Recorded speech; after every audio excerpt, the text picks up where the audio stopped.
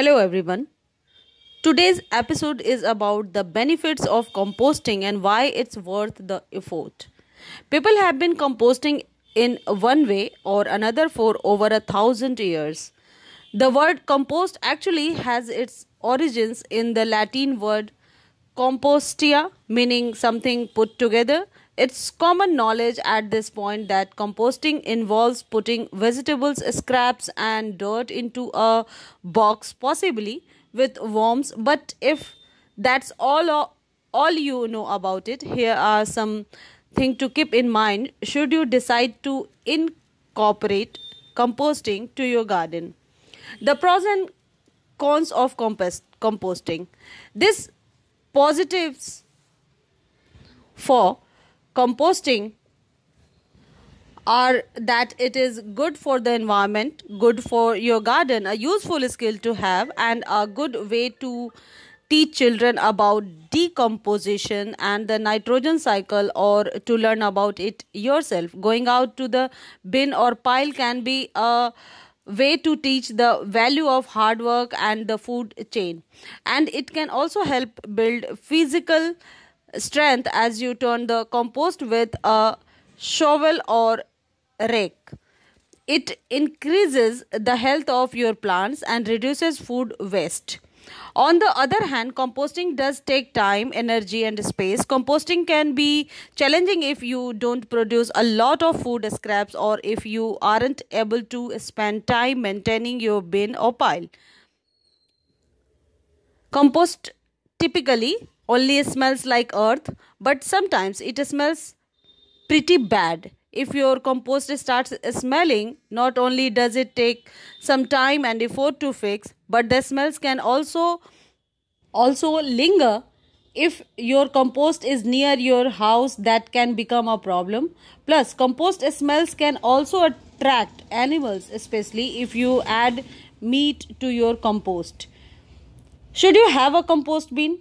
Here are a few things to consider when deciding if you should start composting. How much compostable food scraps do you regularly produce? Compost needs organic matter like vegetable or fruit peels, vegetables, greens, and tops, leftover vegetables, beets, meat, grass, clippings, and manure.